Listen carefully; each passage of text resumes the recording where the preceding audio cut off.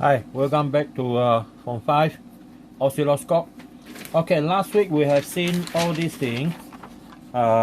This one, okay, multi-scope, and then also the detailed structure of our oscilloscope and how it functions as well. The next one today we're going to see is how the control of the oscilloscope is done actually. We will look at the first one.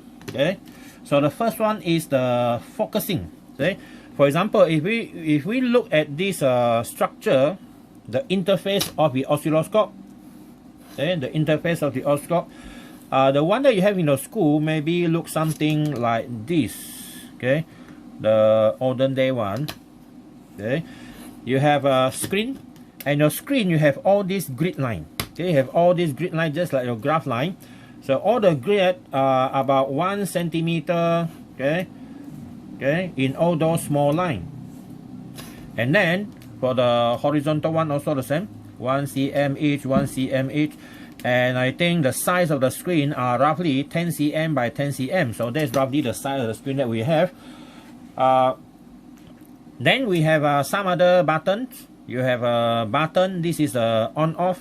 Okay, this is a on and off button. All right, and then other than that, you might have some focusing or brightness control.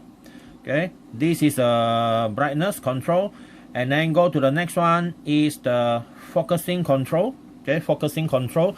Brightness is to look at how bright are those lines that you see on your oscilloscope. Focusing is how sharp are those images. Okay, how sharp are those images. And then you might have this control knob. Okay, control knob for positioning the X. We call the X shift. You can actually shift your image to the left and right horizontally only. And then we also have another one is the Y shift. Okay, the Y shift. This one is to move something up and down on the screen. Maybe sometimes they are at the edge of the corner, and then so you want to move it to the center so that it's easier for us to see. And then you have something like input. Okay, you have two input normally. That input is the Y input normally. Okay, this is a Y input. Why only Y input? Why you cannot control the X input? You can control the X input. Okay, your X input is controlled by the time base. Okay, so this is a time base. Time base is to control how fast, okay, the horizontal motion will be. Okay, how fast the horizontal motion. And then another one is our what we call the voltage. Okay, the vertical allocation for the voltage for each grid. We call that one the Y gain. Okay, this is a Y gain. So Y gain and time base, okay, give us the control of how big you want the graph, the waveform to be presented on the screen. Okay, so this is roughly what we have here. Okay, so you might have some other button inside there, but basically this is what we need. Okay, this is what we need. And then you might have some new button one to control the background brightness. Maybe when it is too dark, okay, when it is too bright, you can control the background light so that it becomes darker, so that you can see what happened to the line traces. Okay, so now this is roughly what we have there. Next one is, now what is the time base for actually? Okay, time base. So let's assume your oscilloscope have a orange color line. Okay, orange color line. Normally, initially, if you switch off the time base, your line, there's no line. You only see a dot. Okay, you only see a dot. And when you switch on the time base, this is what you get. Okay, this is what you get. Your time base, when it is switched on, your dot here, this bright dot started to move from the left to the right. Okay, so it started to move, and you might see that it's actually moving slowly. Depends on what is the time base you are using. For example, the time base here may be like the T base here, or the time base is, let's say, 1 second per division. Per division means this is one division here. Okay, this is one division. So that means if you set the time base to be 1 second per division, it will take 1 second to move from here to here. So it's a very slow process. So that means we have about 10 centimeter. It will take about 10 seconds to move across the screen. So that is why you can see a dot moving. Okay, a dot moving. Now let's say you increase that one. Okay, you speed up everything. You make the time become shorter. So let's say your time base now is, let's say 0.01 second per division. This one is equivalent to 10 millisecond per division. 10 millisecond per division, which our eyes cannot capture that fast. So what we see is only a continuous straight line. Okay, orange in color in this case. Okay, because your screen give orange color. So actually is the dot are moving so fast across the screen that it only need about 0.1 second to move from here to here. Okay, so that means our eye cannot trace the dot one by one, but look at the whole thing as a continuous flow of line. So we normally want to have this one in physics so that we can see a continuous waveform. We don't want something that look like this because we cannot see a perfect waveform. All right, but if it is in a hospital, if you look at those connected to a lot of wires on the body, which they are like in a very serious condition, so this thing they need to have an average speed. So the doctor need to know whether the heartbeat is irregular or not. And then normally with the thing moving like that, it gives nurses and doctor and also people around the impression that something is on. The heart is still beating. If you have a continuous line, even though it is continuous, but let's say the images are frozen in that. It is moving, but it is frozen, so it seems like it's not dynamic. So people might worry that whether that patient is still alive or not. All right, so there are reasons why we need it to be moving like this, or it's just simply frozen like that. All right, but in our case, we are dealing in physics, which things are normally already dead most of the time. So we actually want it to be frozen so that we can study them in more detail. All right, so that is the time base. Now come to something that we call the Y gain. Okay, so this is the time base. Okay, number 1 or A is the time base. B, we look at the Y gain. Okay, the Y gain is to control how big, how tall the graph you want it to be vertically. Okay, let's say we have a waveform. Okay, let's say the waveform that we study are sinusoidal waveform. This is our horizontal and vertical axis. Let's say the waveform is a sine wave, okay, a continuous sine wave, and maybe the wave is small like that. Okay, too small. So this one, the Y gain is small. Okay, Y gain is small. So let's say I write this one a small Y gain. Okay, Y gain, small Y gain. And then the next one is I want to increase the size so that I want to see more detail about the graph, so that it's easier for me to measure the top to the bottom. Okay, so I increase the Y gain. Okay, I increase the Y gain. So now because of that, I have a larger graph. Okay, like that. So now if you look at this, okay, the top and the bottom compared to the first one, original one just now, this one is actually much larger. The delta Y prime compared to our delta Y here, your delta Y prime is significantly larger than your delta Y. So that means in this one is big Y gain. This is the one controlled by this Y gain. So you are actually increasing this one become larger or smaller. So the unit for our Y gain normally is how many volts, okay, number, okay, number of volt per division. represented by how many volt per division. So that means this one may be, for example, this is the line for 1 division. This one may be like, for example, 1 volt per division. Alright, and then this one is something like 0.5 volt per division. That means 1 division represented 1 volt. Let's say your signal is 1 volt. So if your signal is 1 volt, that means it needs 1 division only. 1 division, so that's why it is small. But in this case, because you put the Y gain to be every division representing 0.5 volt, so that means to represent 1 volt, you need 2 divisions. So that's why the graph looks bigger.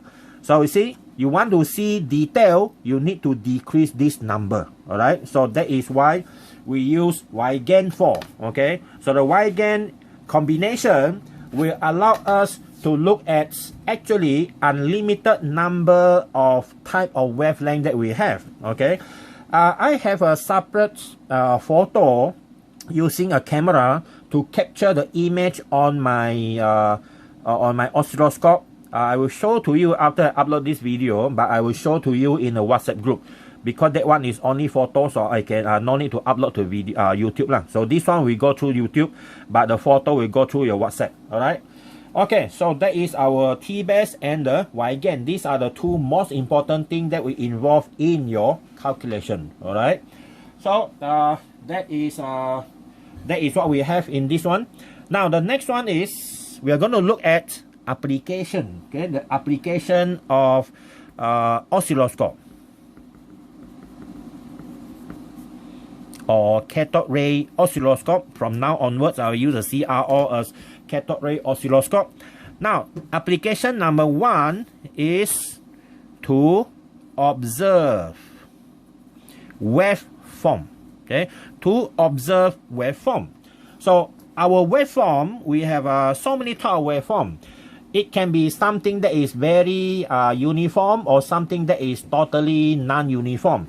For example, I will use the screen of the oscilloscope so that you get yourself used to it.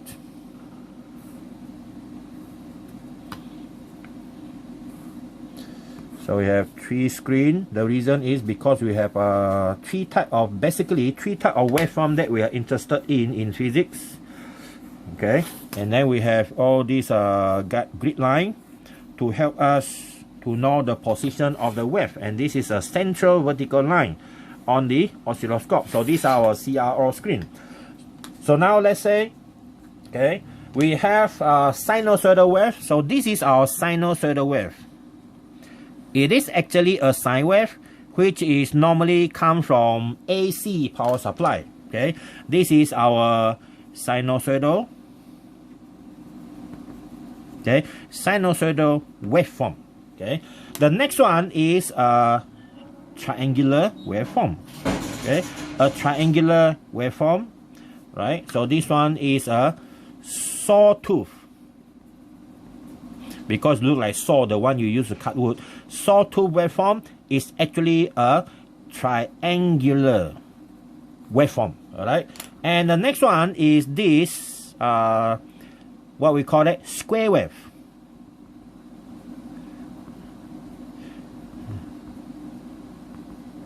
These are square wave. You only look at the flat part, because the vertical part you actually don't see, but we use the dotted line to represent our location. So this one is a square wave. Okay, square waveform. Okay, square waveform. Now the application for all these waves, we have a lot of application. For example, sinusoidal wave is used for analog signal. Okay, the application will be for analog signal. Okay, analog signal. This one will be digital signal. Okay, digital signal. And then the sawtooth wave is normally applied into your T-base, time base. You remember your X plates. X plates are connected to the sawtooth so that it increase linearly, go from your left to the right, and then repeat itself over and over again. This is the application for sawtooth wave, normally in CRO, used in CRO in the X plates. Okay, in the X plates. All right, digital signal You know that digital signal is the one used in 0 and 1. Okay, 0 and 1, which you are going to use it in our logic gates. Okay, logic gates in the last part of this chapter. All right. So this is our application number 1, to observe waveform. Well, these are all uniform waveform. Then we might look at something that is totally not uniform. Okay, totally not uniform. For example, sound, okay, voice, and so on. Okay, these are example of noise. Okay, example noise. Okay, so I use the same screen here. Noise can be like, of course, is irregular. But of course, if we hear the noise, something that we're familiar with, for example, people speaking, talking, and so on, or reading, then you know that that noise create a certain pattern that we understand. But it's simply a noise that you don't understand, you call it noise. Okay, so for example, when there are so many students talking in the class, all the noise interfere each other and mix up, you don't know what are they talking about because of the interference, we call that one noise. Okay, so noise can be something like this. There's no pattern at all, so the pattern are irregular, so this is called noise. Okay, noise. So it's a noisy environment. Okay, so this one no pattern. Okay, no pattern, but we can hear it definitely. And the next one is heartbeat pattern. We can see heartbeat pattern, a pattern that actually repeat itself over and over again, of course, until the patient either unhooked from the system or dead. When it's dead, it become a straight line. So this one is a heartbeat pattern. Okay, a heartbeat pattern. Well, heartbeat pattern can tell us a lot of things. Definitely not us. When we see that, oh, that guy is still survive, still alive. Okay, still have heartbeat. But for doctor, they can actually see the compression, the relaxation, compression, relaxation, how tight, how whole. Okay, and then how sharp and maybe how wide is those pattern. It can tell us about a lot about that patient. All right. Okay, this is the application, the one application to observe waveform, number 1. Okay, of course, other than that, there's a lot of calculation involved here. Okay, now we look at number 2. So this is our page number 3 already. Continue from the last week. Okay, now our page number 4. Application number 2 is to calculate the frequency of a signal. Frequency of a signal. Now, how do we calculate frequency of the signal? Okay, we're going to draw a big CRO screen. Okay, we have this horizontal guideline and our vertical guideline from the oscilloscope. Now, let's say this is your waveform. A sinusoidal waveform is our interest actually. We are more interested in our sinusoidal waveform. And let's say you have all this line in between. Okay, all this line in between here.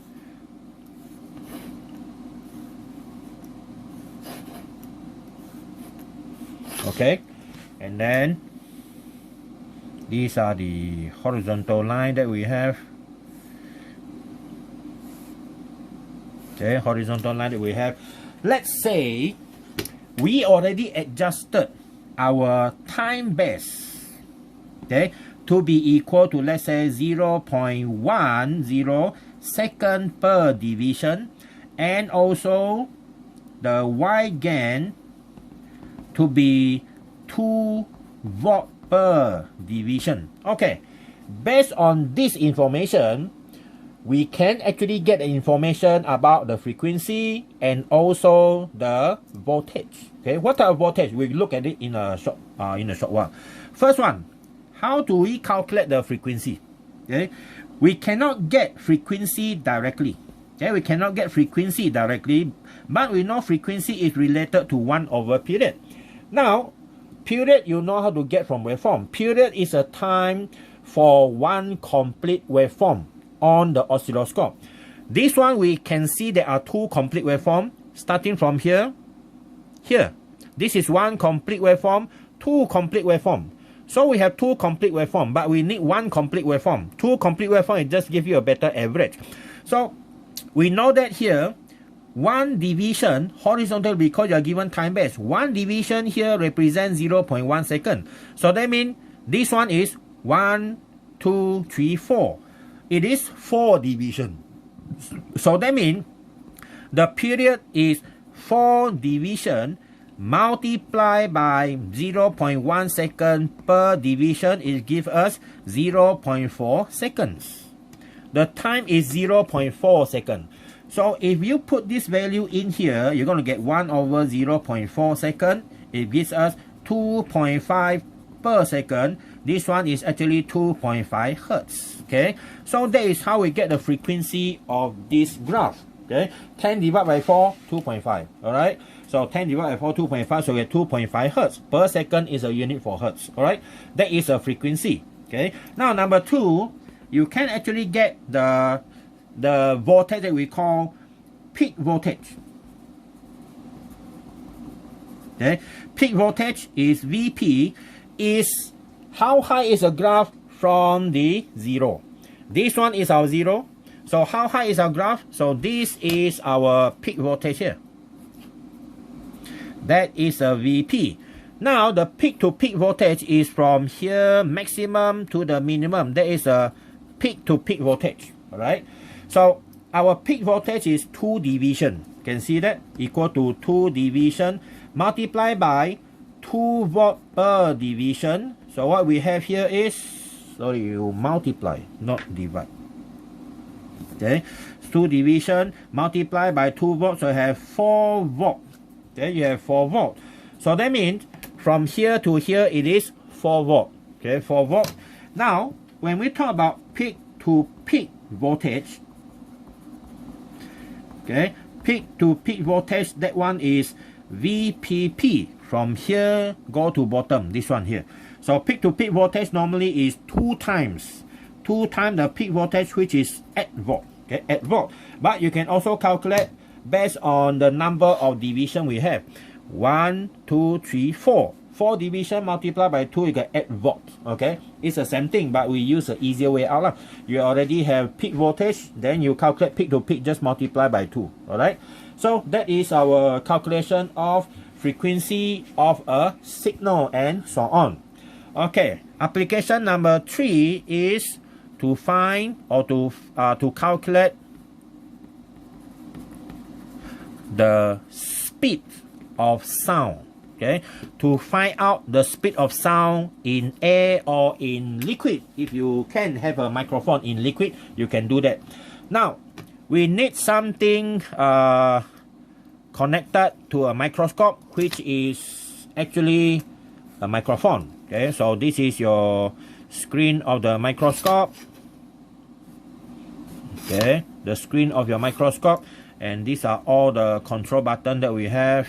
And now you need something that you can actually move them around. Okay, you can move them around. We call a rail. Okay, a rail or something that you can actually a table, for example. Okay, a table, and you need a microphone. Okay, you need actually 2 microphones. Okay, so one microphone is here. Okay, one microphone is here.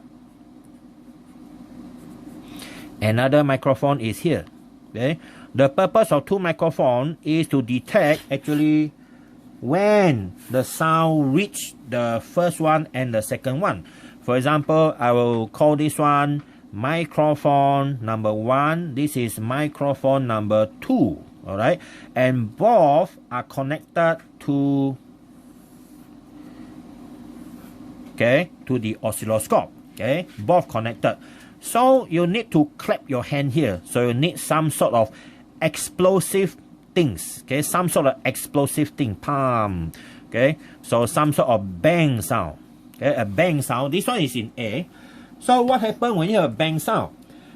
When something exploded or when you clap your hand around this area, the sound will reach microphone 1 first, and then propagate again through a certain distance, and then reach the microphone 2. So we can actually detect that 2 sound wave, okay, using oscilloscope. So you need two things here. Sorry, you need one thing only. You need to measure how far this distance. I will call this one D. Right? So now what do you see in the oscilloscope? Okay, this is what you see in your oscilloscope. The sound wave that you see in the oscilloscope, okay, is some sort like a disturbance. Alright? Now, what you see is when you clap your hand, you're going to have a pulse. Okay, a pulse which is huge because nearer to the location of the disturbance. So you're going to have a palm like that. And then after that, it will travel. Then it reaches the second microphone. The sound pattern will be the same, but smaller in amplitude because it's already further from the source of the sound. So what you need here is, you need the time in between two of that. Okay, same peak. You can choose here and here, or here and here, or here and here, but I normally choose the clearest one. So we need this. Okay, you need this. This is the time. This is actually the T. Okay, this is actually the T. So how to get the T here? So we get the T. Okay, T by it is equal to the number of division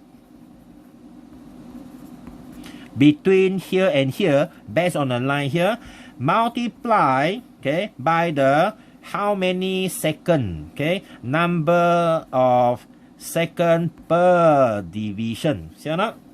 So if you have the number of division, and then you know one division represent how many seconds, then you can get the number of time, time passes. How many seconds will that be? Now you already know the distance, okay? So the speed of sound can be measured by dividing the D with the T. That is how you get the speed of sound in A. Okay, in A. But you can do the same thing in water.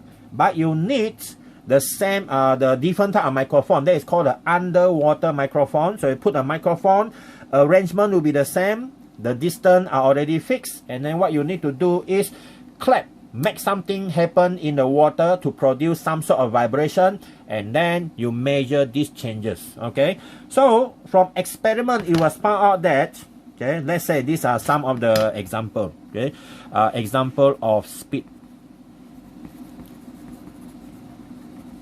Okay, example of speed of sound. So in A, speed of sound in A is equal to roughly 330 to 340 meter per second. And then speed of sound in water, okay, in water is around 1000 to 1200 meter per second. And then example of some other material like steel. The speed of sound in steel is about 5000